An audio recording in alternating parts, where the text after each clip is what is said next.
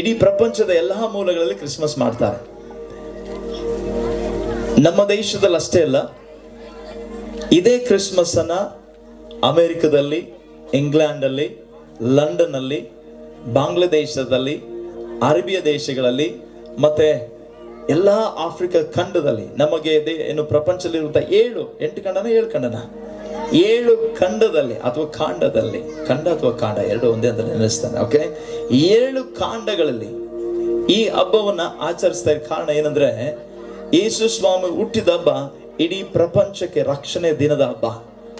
Amen. ಇದು ಯೇಸು ಸ್ವಾಮಿ ಹುಟ್ಟಿದಾನೆ ನಿಜ, ಆದ್ರೆ ಸಂಭ್ರಮ ಪಡೋದು ನಾವು. ಯೇಸು ಸ್ವಾಮಿ ಹುಟ್ಟಿದಾನೆ, ಬಟ್ಟೆಗಳು ನಾವು ಹಾಕ್ತೇವೆ, ಕೇಕ್ ನಾವು ಕಟ್ ಮಾಡ್ತೇವೆ, ನಾವು ಸಮೃದ್ಧಿಯಾದ ಊಟ ಮಾಡ್ತೇವೆ, ನಾವು ಸಂತೋಷ ಪಡ್ತೇವೆ. ಕಾರಣ ಆತನು ನಮಗೆ ಸಲ್ಲುವಂತ ದುಃಖವನ್ನು ಆತನು ತೆಗೆದುಕೊಂಡಿದ್ದಾನೆ, ಸಮಾಧಾನ ಸಂತೋಷವನ್ನು ತಿರುಗಿ ನಮಗೆ ಕೊಟ್ಟಿದ್ದಾನೆ. ದೇವರಿಗೆ ಸ್ತೋತ್ರ. ಕೇಳಿಸ್ಕೊಳ್ರಿ, ಇಂಥ ಹುಟ್ಟಿದಬ್ಬ ಈ ಪ್ರಪಂಚದಲ್ಲಿ ಎಲ್ಲಿಯೂ ಸಿಗಲ್ಲ. ಇಂಥ ಸಂಭ್ರಮ ಇಡೀ ಪ್ರಪಂಚದಲ್ಲಿ ಎಲ್ಲಿ ಸಿಗಲ್ಲ. ಇಂಥ ಸಂತೋಷ ಸಮಾಧಾನ ಪ್ರಪಂಚದಲ್ಲಿ ಎಲ್ಲಿ ಸಿಗಲ್ಲ. ಕಾರಣ ಏನಂದ್ರೆ, ಆತನು ಹುಟ್ಟಿದಾನೆ, ನಾವು ಸಂತೋಷ ಪಡ್ತಾ ಇದ್ದೇವೆ. ಆತನು ಹುಟ್ಟಿದಾನೆ, ನಾವು ಸಂಭ್ರಮ ಪಡ್ತಾ ಇದ್ದೇವೆ. ಆತನು ಹುಟ್ಟಿದಾನೆ, ನಾವೆಲ್ಲರೂ ಆತ ರಕ್ಷಣೆಯಲ್ಲಿ ಹೊಂದುತ್ತಾ ಇದ್ದೇವೆ. ದೇವರಿಗೆ ಸ್ತೋತ್ರ. ಕೇಳಿಸ್ಕೊಡ್ರಿ, 2-3 ನಿಮಿಷದಲ್ಲಿ ವಾಕ್ಯಗಳನ್ನು ಬೇಗ ಮುಗಿಸ್ತಾರೆ. ಲೂಕನ ಬರೆದ ಸುವಾರ್ತೆ 2ನೇ ಅಧ್ಯಾಯ 6-7 ವಚನ. ಬೇಗನೆ ನನ್ನ ಯವನಸ್ಥ ಮಕ್ಕಳು ಓದಿ, ನನಗೆ ಸಂಜು ಮತ್ತೆ ವಿನೋದ್ ಓದಿ ನನಗೆ ಸಹಾಯ ಮಾಡಲಿ. ವಿನೋದ್ 2ನೇ ಅಧ್ಯಾಯ 8-9 ರೆಡಿ ಇರ್ರಿ. 2ನೇ ಅಧ್ಯಾಯ 6-7 ಸಂಜು ಬೇಗನೆ ಓದ್ರಿ.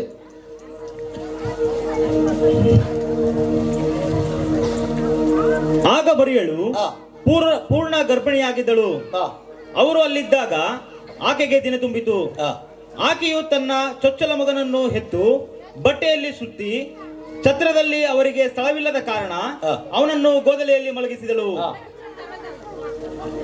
7, 7, 6 and 7 right. Okay, 8 and 9 Vinod.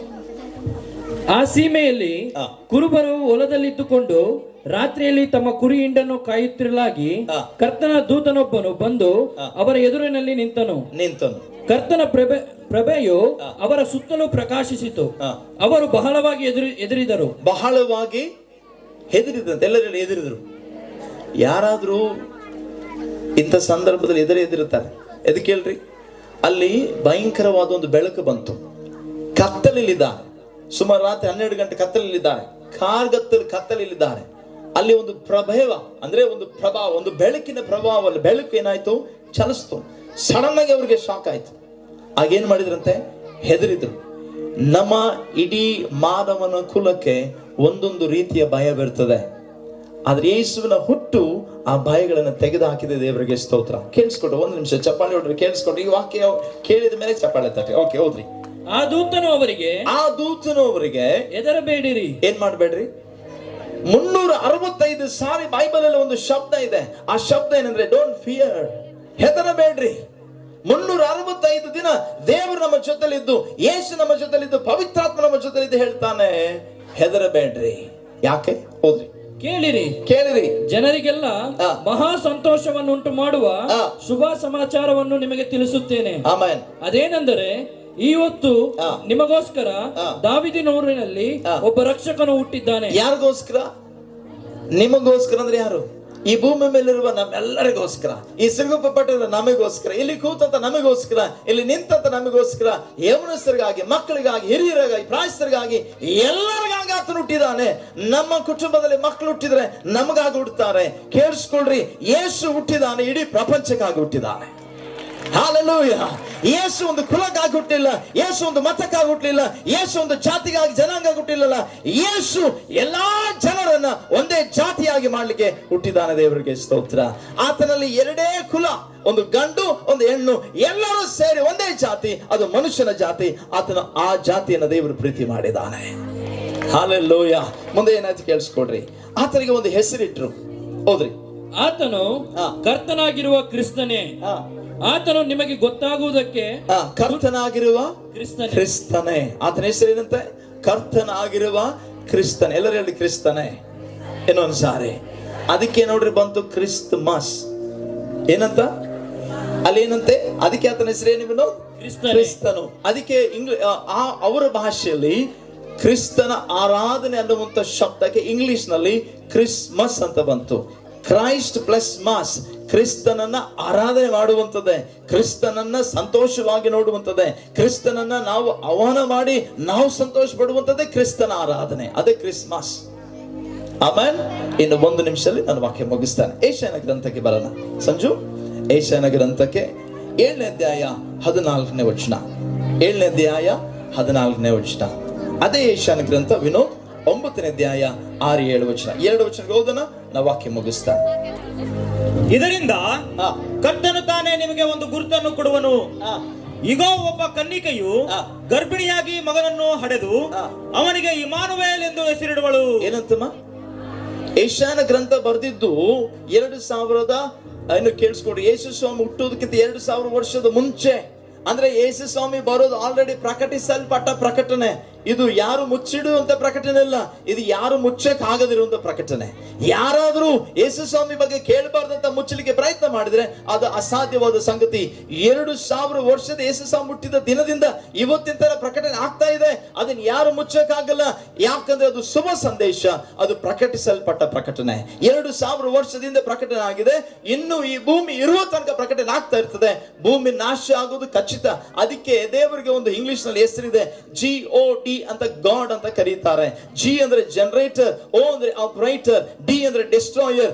ಯಾವ ದೇವರು ಸೃಷ್ಟಿ ಮಾಡಿದ್ದಾನೋ, ಯಾವ ದೇವರು ನಿಭಾಯಿಸ್ತಾ ಇದ್ದಾನೋ ಅದೇ ದೇವರು ಎಲ್ಲವನ್ನ ನಾಶ ಮಾಡ್ಲಿಕ್ಕಿದ್ದಾನೆ. ಕಾರಣ ಇಷ್ಟೇ, ಜನರ ಮನುಷ್ಯನ ಸಂಬಂಧ ಕೆಟ್ಟು ಹೋಗಿದೆ. ಪಾಪ ಶಾಪಗಳು ಮನುಷ್ಯನ ದೇವರ ಸಂಬಂಧವನ್ನು ಕೆಡಿಸಿದೆ. ಅದಕ್ಕಾಗಿ ಯೇಸು ಸ್ವಾಮಿ ಬಂದದ್ದು. ಮೂಲ ಉದ್ದೇಶ ಒಂದೇ, ಕೆಟ್ಟ ಸಂಬಂಧವನ್ನ ಮತ್ತೆ ಕಟ್ಟಲಿಕ್ಕೆ ಬಂದಿದ್ದಾನೆ. ಹಲ್ಲೆಲೂಯಾ. ಕೆಟ್ಟ ಸಂಬಂಧ ಕೆಟ್ಟದಾಗಿರಬಾರ್ದು, ಯಾರು ವಾಸನೆ ಒಟ್ಟು ಅದನ್ನ ದೂರ ಬಿಸಾಡಬಾರ್ದು ಅನ್ನುವಂತ ರೀತಿಯಲ್ಲಿ ದೇವರು ನಮ್ಮನ್ನು ಪ್ರೀತಿ ಮಾಡಿ ಯೇಸು ಸ್ವಾಮಿನ ಕಳಿಸಿ ಆ ಸಂಬಂಧವನ್ನು ಮತ್ತೆ ಕಟ್ಟಿದ್ದಾನೆ. ಅದಕ್ಕೆ ಆತನ ಹೆಸರು ಇಮಾನುವೇಲ್. ಇಮಾನುವೇಲ್ ಅಂದ್ರೆ ಅರ್ಥ ಕೇಳಿಸ್ಕೊಡ್ರಿ. ಏಷಯನ ಬರೆದ ಗ್ರಂಥ 9ನೇ ಅಧ್ಯಾಯ 6-7 ವಚನ. ಹೌದ್ರಿ ವಿನೋದ್?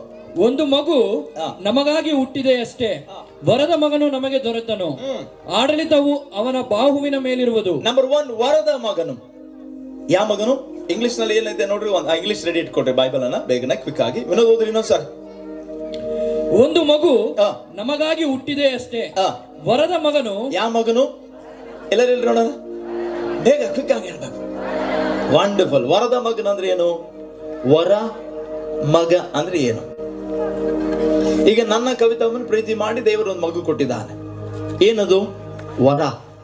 ಕೇಳಿಸ್ಕೊಡು, ವರದ ಮಗು ಅಂದ್ರೆ ಈ ಮಗು ನನಗೆ ಕವಿತಾಗ ಮಾತ್ರ, ಆದ್ರೆ ಆ ಮಗು ಇಡೀ ಪ್ರಪಂಚಕ್ಕೆ ದೇವರು ಕೊಟ್ಟಿದ್ದಾನೆ. ವಂಡರ್ಫುಲ್. ಮುಂದೆ ಹೋದ್ರೆ 2ನೇ ಶಬ್ದ, ಆಡಳಿತವು ಅವನ ಬಾಹುವಿನ ಮೇಲಿರುವುದು. ಹಲ್ಲೆಲೂಯಾ. ಆಡಳಿತ ಅವನ ಬಾಹು ಮೇಲೆ ಇರಬಹುದು. ಅದಕ್ಕೆ ಯೇಸು ಸ್ವಾಮಿ ಹೆಸರಿನಲ್ಲಿ ಭೂಮಿ ಮೇಲೆ ಎಲ್ಲ ಕಾರ್ಯಗಳಾಗ್ತದೆ. ದೆವ್ವಗಳು ಮಾತು ಕೇಳ್ತಾವ, ಪ್ರಪಂಚದಲ್ಲಿ ಎಲ್ಲ ವಸ್ತು ಮಾತು ಕೇಳ್ತಾವ. ಯಾಕಂದ್ರೆ ಯೇಸುವಿನ ಹೆಗಲ ಮೇಲೆ ಅಧಿಕಾರ ಇದೆ. ದೆವ್ವಕ್ಕೆ ಯೇಸು ಸ್ವಾಮಿ ಹೆಸರಲ್ಲಿ ಬಿಟ್ಟು ಹೋಗಂದ್ರೆ ಮುಲಾಸದ ಬಿಟ್ಟು ಹೋಗ್ಬೇಕು. ಯೇಸು ಸ್ವಾಮಿ ಹೆಸರಿನಲ್ಲಿ ರೋಗಗಳು ಬಿಡುಗಡೆ ಆಗ್ಬೇಕು. ಯೇಸು ಸ್ವಾಮಿ ಹೆಸರಲ್ಲಿ ಅಸಮಾಧಾನ ಹೊರಟೋಗ್ಬೇಕು. ಯಾಕಂದ್ರೆ ಆತನ ಹೆಗಲ ಮೇಲೆ ಏನಿದೆ?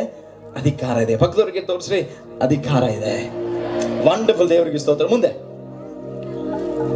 ಅದ್ಭುತ ಸ್ವರೂಪನು. ಎಂತ ಸ್ವರೂಪನಂತೆ?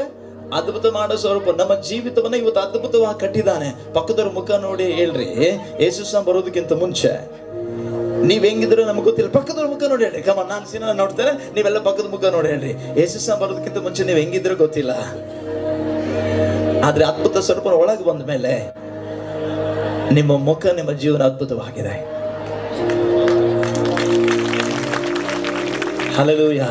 ಯೇಸು ಸ್ವಾಮಿ ನಂಬೋದಕ್ಕಿಂತ ಮುಂಚೆ ಬಹಳಷ್ಟು ಸಾರಿ ಬಾಧೆಯಲ್ಲಿ, ಕಣ್ಣೀರು, ನೋವಲ್ಲಿ ಯಾರು ನಮ್ಮನ್ನು ಗುರುತಿಡದ ಪರಿಸ್ಥಿತಿಯಲ್ಲಿ ಇದ್ವಿ, ಯಾರು ನೋಡದ ಪರಿಸ್ಥಿತಿಯಲ್ಲಿ ಇದ್ವಿ. ಇವತ್ತು ಯೇಸು ಸ್ವಾಮಿ ನಮ್ಮ ಗುರುತಿಸಿದ್ದಾನೆ. ನಮ್ಮ ಊರು ಗುರುತಿಸ್ತಾ ಇದೆ, ನಮ್ಮ ಪಟ್ಟಣ ಗುರುತಿಸ್ತಾ ಇದೆ, ನಮ್ಮ ಜನ ಗುರುತಿಸ್ತಾ. ಕಾರಣ ಏನಂದ್ರೆ ಯೇಸು ಸ್ವಾಮಿ ನಮ್ಮನ್ನು ಅದ್ಭುತವಾಗಿ ಏನ್ ಮಾಡಿದ್ದಾನೆ? ಬದಲಾವಣೆ ಮಾಡಿದ್ದಾನೆ. ದೇವರಿಗೆ ಸ್ತೋತ್ರ. ಮುಂದೆ ಹೋಗೋಣ. ಆಲೋಚನಾ ಕರ್ತನು. ಎಂತ ಕರ್ತನು? ನಿಮ್ ಸಲುವಾಗಿ ನಿಮ್ಮ ತಂದೆ ಆಲೋಚನೆ ಮಾಡ್ತಾರೋ, ನಿಮ್ಮ ಬಂಧು ಸ್ನೇಹಿತರು ಆಲೋಚನೆ ಮಾಡ್ತಾರೋ ಗೊತ್ತಿಲ್ಲ, ಆದ್ರೆ ನಿಮ್ಮ ಬಗ್ಗೆ ಕಾಳಜಿ, ಆಲೋಚನೆ ಯೇಸು ಸ್ವಾಮಿಗಿದೆ. ಅದಕ್ಕೆ ಆತನ ಯಾರು? ಆಲೋಚನಾ ಕರ್ತನು. ನೋಡ್ರಿ, ಆತನ ಹೆಸರಿನ ಅರ್ಥ ಹೇಗಿದೆ. ಹಲ್ಲೆಲೂಯಾ. ಮುಂದೆ ಪರಾಕ್ರಮಿಯಾದ ದೇವರು. ಎಂತ ದೇವರಂತೆ? ಪರಾಕ್ರಮ ದೇವರು. ಆತನ ಒಂದ್ಸರಿ ಹೇಳಿದ್ರೆ ಮುಗಿಯಿತು, ಕಲಾಸ್. ನಿನ್ನ ಮೇಲೆ ಯಾವ್ದು ಒಳ್ಳೆ ವಾಗ್ದಾನ ದೇವ್ರು ನುಡಿದಾನಂದ್ರೆ ಯಾರು ಅದನ್ನ ಕೆಡ್ಸಕ್ ಸಾಧ್ಯ ಇಲ್ಲ. ಒಂದು ಸಾಲ ಅದನ್ನ ದ್ವಾರ ತೆಗೆದ್ರೆ ಯಾರು ದ್ವಾರ ಮುಚ್ಚಕ್ಕಾಗಲ್ಲ. ಒಂದು ವೇಳೆ ದೇವ್ರ ದ್ವಾರ ಮುಚ್ಚಿದ್ರೆ ಯಾರು ತೆಗಿಯಕ್ಕಾಗಲ್ಲ. ಆಮೇನ್. ಮುಂದೋಗೋಣ. ನಿತ್ಯನಾದ ತಂದೆ. ಎಂತ ತಂದೆ? ಭೂಲೋಕದಲ್ಲಿರುವಂತಹ ಶಾರೀರಿಕ ತಂದೆಗಳು ಒಂದು ಸಾರಿ ಭೂಮಿಯನ್ನು ಬಿಟ್ಟು ಹೋಗ್ತಾರೆ, ಆದ್ರೆ ಆ ತಂದೆ ನಮ್ಮನ್ನು ಯಾವತ್ತಿಗೂ ಕೈ ಬಿಡುವುದಿಲ್ಲ. ಹಲ್ಲೆಲೂಯ. ನೋಡ್ರ ಅದನ್ನ ಹೆಸರಿನ ಅರ್ಥ ಹೆಂಗಿದೆ. ಮುಂದೆ ಸಮಾಧಾನದ ಪ್ರಭು. ಎಂತ ಪ್ರಭು? ಮನೇಲಿ ಗಲಿಬಲಿ ಇತ್ತು ಅನ್ಕೊಂಡ್ರೆ ಇನ್ನೂ ಸ್ವಲ್ಪ ಬೆಂಕಿ ಹಚ್ಚಿ ತುಪ್ಪದಲ್ಲಿ ಏನ ಹಾಕ್ಯಾರ ಅಂತಾರಲ್ಲ, ಏನದು ಉರೇ ಬೆಂಕನು ತುಪ್ಪ ಹಾಕೋ ದೇವರ ಯೇಸು ಸ್ವಾಮಿ ಅಲ್ಲ, ತುಪ್ಪನ ತೆಗೆದು ತಣ್ಣು ಮಾಡಿ ಯೇಸು ಸ್ವಾಮಿ ಆತನ ಸಮಾಧಾನ ಕರ್ತನಾಗಿದ್ದಾನೆ. ವಂಡರ್ಫುಲ್. ಮುಂದೆ. ಎಂಬವು ಅವನ ಹೆಸರು. ಹಲ್ಲೆಲೂಯ. ಆತನ ಹೆಸರಿನ ಅರ್ಥ ಏನು? ಎಮಾನುವೇಲ್ ಹೆಸರಿನ ಅರ್ಥ ಏನು?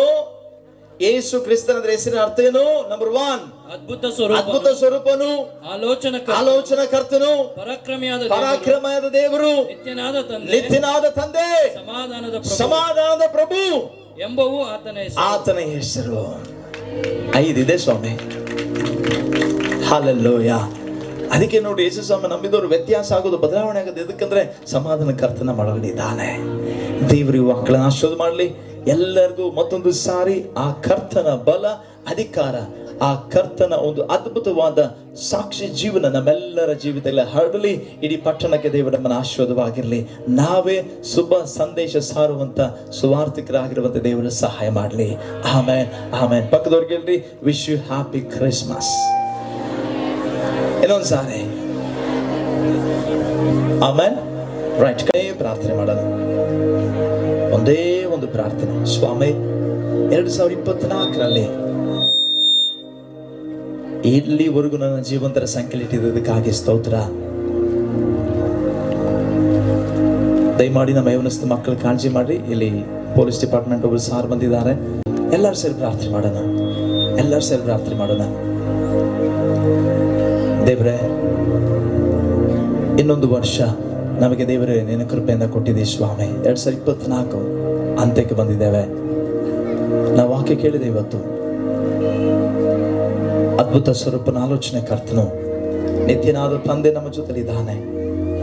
ನಮಗಾಗಿ ಬಂದಿದ್ದಾನೆ, ಕಾರ್ಯಗಳು ಮಾಡಿದ್ದಾನೆ, ಮುಗಿಸಿದ್ದಾನೆ, ಪರಲೋಕಕ್ಕೆ ಹೋಗಿದ್ದಾನೆ. ಈಗ ನಮ್ಮಿಂದ ಆತನ ಅಪೇಕ್ಷೆ ಪಡುವಂತ ಸಂಗತಿ ಏನಂದ್ರೆ, ಆತನೇನು ಮಾಡಿದಾನೋ ಅದಕ್ಕೆ ಆ ಕಾರ್ಯಗಳು ನಂಬಿಗಸ್ತರಾಗಿರಬೇಕು. ಪ್ರಾರ್ಥನೆ ಮಾಡ್ಕೊಳ್ಳೋಣ. ಕರ್ತನೆ, ಈ ಸಮಯಕ್ಕಾಗಿ ಸ್ತೋತ್ರ ಮಾಡ್ತೇವೆ. ಅದ್ಭುತವಾದ ರೀತಿಯಲ್ಲಿ ವಾಕ್ಯದ ಸಂದೇಶ ನಮಗೆ ಕಳಿಸಿದ್ದೀರಿ. ಈ ಸಂದೇಶ ನಮ್ಮೆಲ್ಲರಿಗೂ ಆಶೀರ್ವಾದವಾಗಿದೆ. ಎಲ್ಲ ಮಹಿಮೆ ನಿನಗೆ. ನಮ್ಮೆಲ್ಲರ ಮುಟ್ಟು ಸಾಕ್ಷಿ ಜೀವಿತದಲ್ಲಿ ನಡೆಸು. ಯೇಸು ನಾಮದಲ್ಲಿ ತಂದೆ. ಆಮೇನ್, ಆಮೇನ್. ಶಬ್ದವಾಗಿ ಆಮೇಲೆ ಹೇಳೋಣ. ಆಮೇನ್.